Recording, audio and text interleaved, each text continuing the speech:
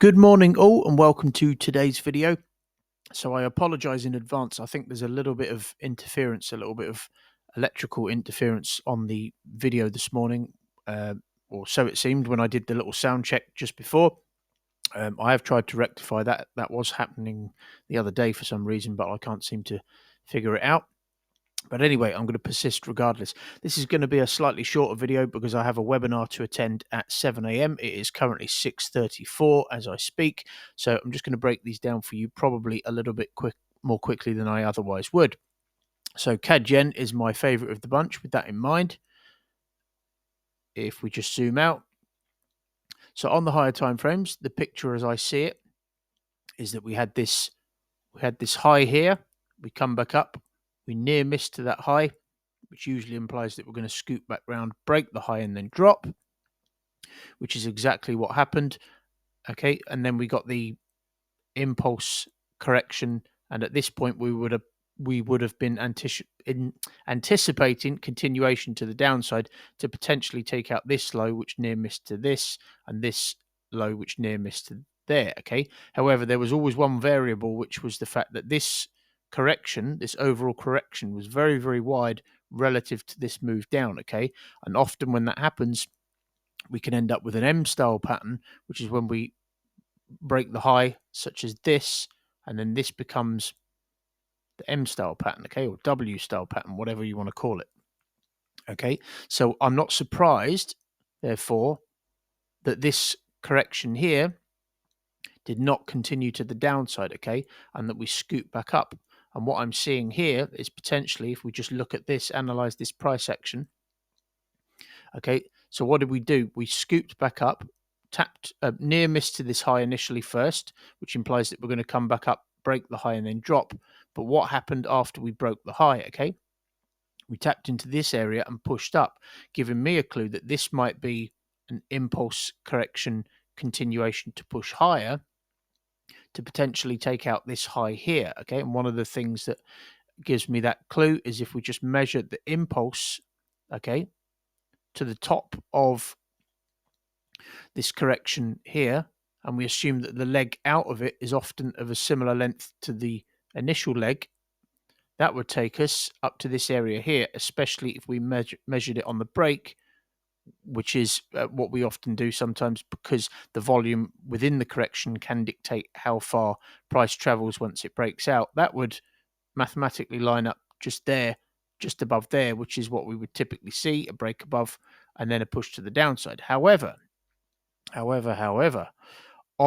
we drill down, that doesn't mean that we can't capitalize on a short-term move to the downside in the meantime. Okay, so you can see we had the near miss to that high, we broke above, caught people the wrong side of the market, and you can see that we're pushing down.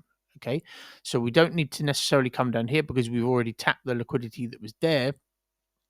But what that could mean is that we can capitalize on a shorter term move down to one of these lows, okay, in the meantime, and then potentially we tap here, for example, we tap into that low, and then perhaps we push up from there, okay, to take out that high that I was talking about. So you can see that we've well and truly dropped out. We've done the same thing as usual. We've kind of got this, 1, 2, 3 touch structure there, the middle section. We scoot back up, double top, stalling price, giving me a clue that a sell-off was imminent, and then we get that impulse correction continuation to the downside. Bit of a corrective move there, but then we drop out.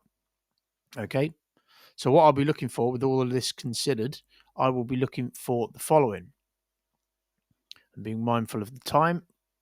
So I will be looking for, now that we have, just get rid of that a minute. Right, if we just drill down to the 1 hour chart, you can see we've had a 4 hour push down. You can see it ended on a bit of a wick. That likely means that we'll consolidate for a little bit before continuing lower.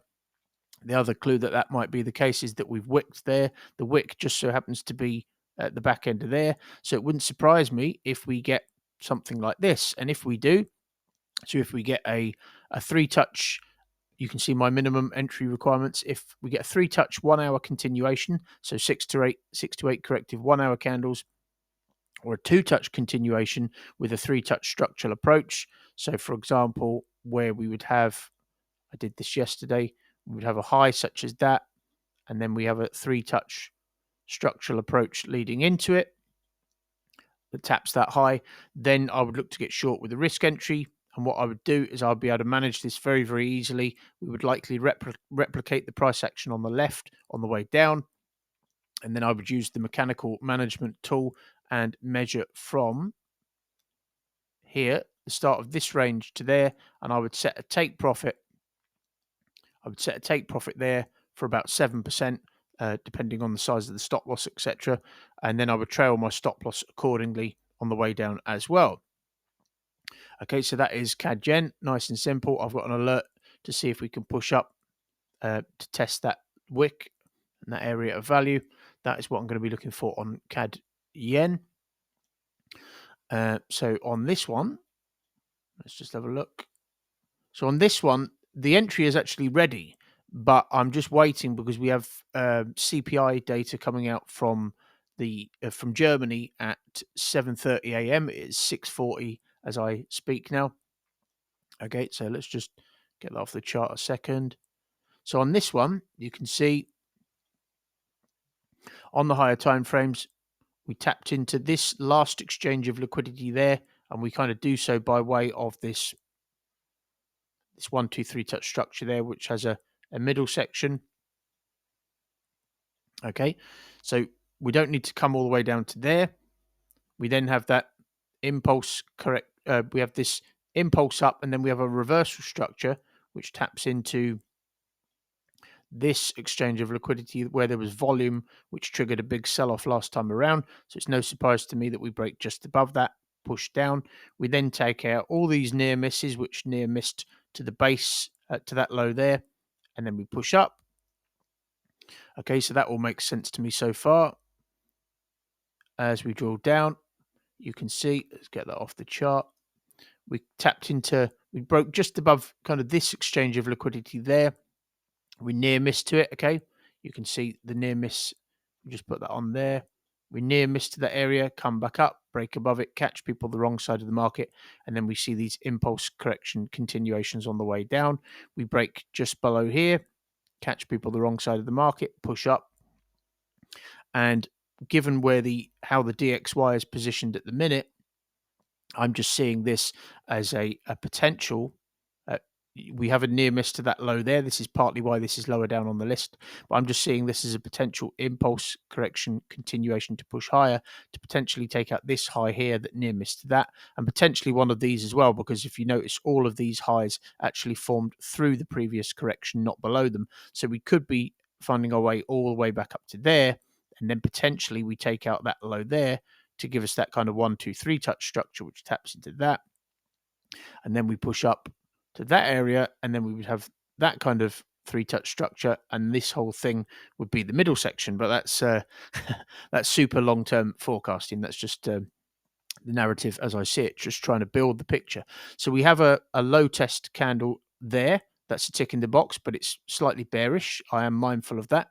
You know, it's about trading is about stacking the confluences. It's not about you know, every single thing the stars aligning, but we have a 4-hour push up there, very solid 4-hour push up. If we just analyze this in a little bit more detail, you can start to separate the structures. We have a little footprint there. We come down, tap the footprint, push up. We then have this little bit of consolidation there. We near miss to it, come all the way up. This is what I was anticipating. And then we have this kind of structure there. Okay, this is the middle section.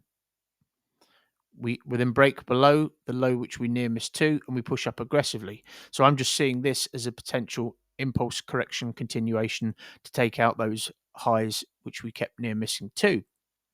Okay.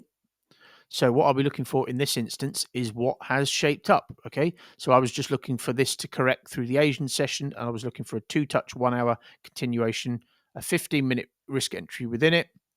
Okay. I wasn't awake at that low there, and I wouldn't have placed it at that time in anyway, because I've not seen euro dollar shift at 2 in the morning or 3 in the morning. So the reduced risk entry on the break, which I forecasted there, is actually ready.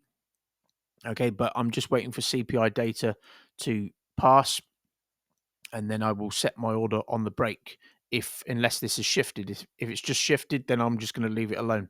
Okay, and then what I would do is I'll be able to manage this. Obviously, that would be a bit low and down now, assuming it corrects through CPI, and then we would have some significant profit potential to the upside, and then my target would be that high there potentially, where that's where I would set the mechanical management take profit. Okay, and I would trail my stop loss accordingly. Okay, so that is euro dollar. We may come back down to tag this low again, but we shall see. I'm just going to let CPI do its thing and then see what happens after that. So Kiwi CAD rather.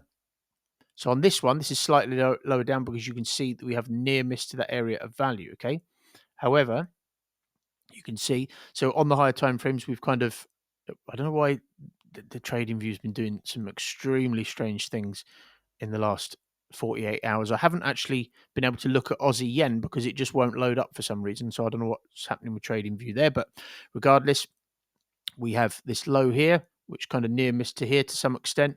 And this also happened to be the start of this piece of structure here. So it's no surprise there was volume built there.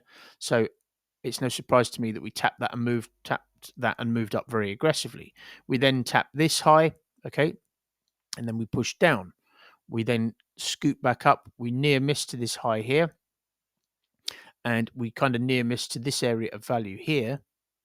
Okay, but I'm just seeing this as a bit of a momentum play. Okay, we've got the daily push down. I'm seeing this as a bit of a momentum play just because we're trading below this high now. So I'm just seeing this as a potential impulse correction continuation to push lower to then potentially take out these highs, which we keep near missing to the upside. Okay, so there's even though we near missed, which does increase the risk ever so slightly, and this is higher risk. So because I'm not in profit for the month, because I haven't been able to get involved in any trades this month, I will not be taking this because this is a higher risk position until I'm in profit by 2% for the month, which would require either CAD Gen or Euro Dollar, the two lower risk positions, to shape up and to put me in profit by 2% for the month before I was actually able to take a position on this. Okay, so I have a game plan, which most people don't in trading. So what I'll be looking for is price to correct and a 1 hour flag like this, a 3-touch 1 hour flag, or a 2-touch 1 hour flag with a 3-touch structural approach, which I just explained a moment ago what that is. And then I would look to get short on the break, and I'll be able to manage it down to this first inflection point for something in the region of 5.5 to 6%. And then once again, I would use that mechanical management tool and measure from this range from here all the way down to there and set a take profit at the 90% rule while simultaneously trailing my stop loss. That's what I'm going to be looking for, folks, on the fly. I'm going to set a little alert there just to see if we can push down.